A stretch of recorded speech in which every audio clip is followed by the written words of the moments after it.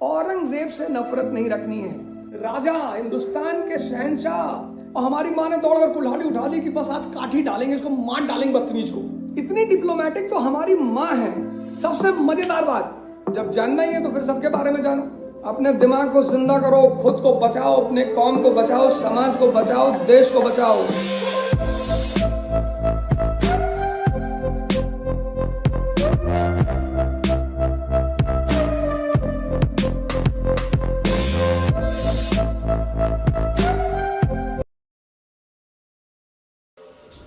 तो economic crisis Shahjahan के time पर शुरू हुई और औरंगजेब के टाइम पर बढ़ गई। अब जब बढ़ गई, इकोनॉमिक क्राइसिस ने पैदा कर दिया पॉलिटिकल क्राइसिस। कुछ लोग ऐसे थे, कुछ जातियां ऐसी थी जो एक्सटर्नली सपोर्ट करती थी स्टेट को, जैसे जाट हैं, गुज्जर हैं। ये लोग टैक्स वैक्स कभी नहीं देते। ये लड़ते थे सेना की तरफ से कि लड़ा लो हमें, कहीं झगड़ा करवा लो, किसी का जमीन कब्जा करवा लो, मकान कब्जा करवा लो, पैसा नहीं देंगे। अब जब इनसे पैसा मांगा जाने लगा तो लड़ने वाली कौमें वो लड़ेंगी। तो आप देखोगे कि औरंगजेब के समय विद्रोह बढ़ गए। जाट विद्रोह, बुंदेला विद्रोह, सतनामी। और औरंगजेब को पढ़ना आपको बहुत जरूरी है। उस मेंटेलिटी से आपको बाहर निकलना है। औरंगजेब से नफरत नहीं रखनी है। आप मोहब्बत करते हो, आपकी पर्सनल प्रॉब्लम, लेकिन औरंगजेब से मोहब्बत करने से पहले आप अकबर को भी पढ़ लेंगे।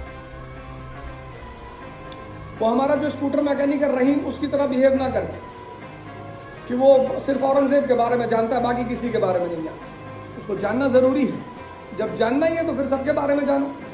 अब सतनामी विद्रोह जो है औरंगजेब का, एक ऐसा विद्रोह जिसमें आपको औरंगजेब पे दया आएगी उसकी साइकोलॉजिकल स्थिति सोचकर। सतनामी एक कम्युनिटी है, ये रेवाड़ी के इलाके में कम्युनिटी। ये अपना पूरा बाल, मूछे और आईब्रो वगैरह सब शेव करके रखते हैं।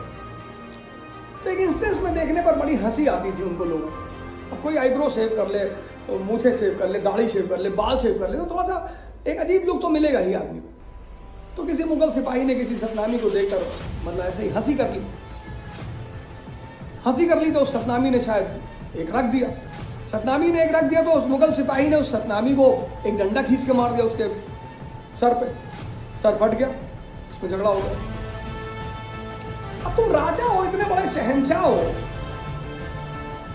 इतना तो हमारे घर की माएं समझती हैं डिप्लोमेसी।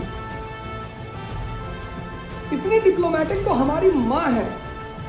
हमने पड़ोसी के लड़के को पीट दिया, अब पड़ोसन अपनी बेटे को लेकर हमारे घर में आई तो तुम्हारा लड़का बहुत बदतमीज है, हमारे लड़के को मारा है।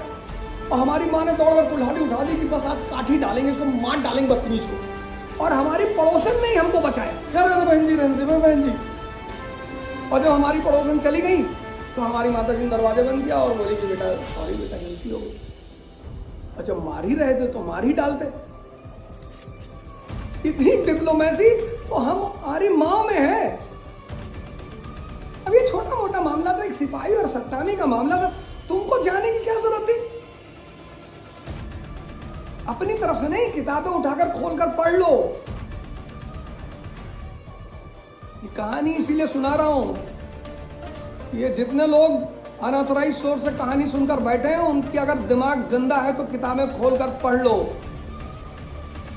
अपने दिमाग को जिंदा करो, खुद को बचाओ, अपने कौम को बचाओ, समाज को बचाओ, देश को बचाओ।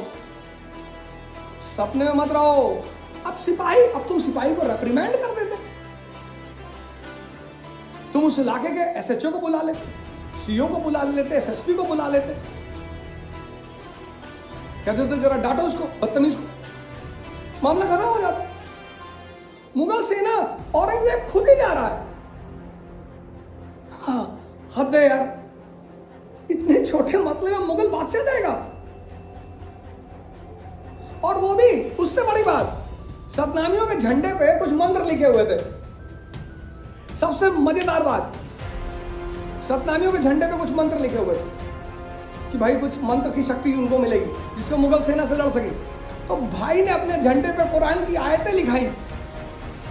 अरे बच्चों जैसी हरकतें कर रहे हो, मुगल बादशाह हो तुम, राजा, हिंदुस्तान के शहंशाह, जिले इलाही। ये सतनामी विद्रोह, सतनामी SATNAMI पढ़ना आज विकिपीडिया पे डाल के, जिनके पास किताबें नहीं विकिपीडिया पे मोबाइल तो रखे ही हो ना, डाल के पढ़ो सतनामी विद्रोह।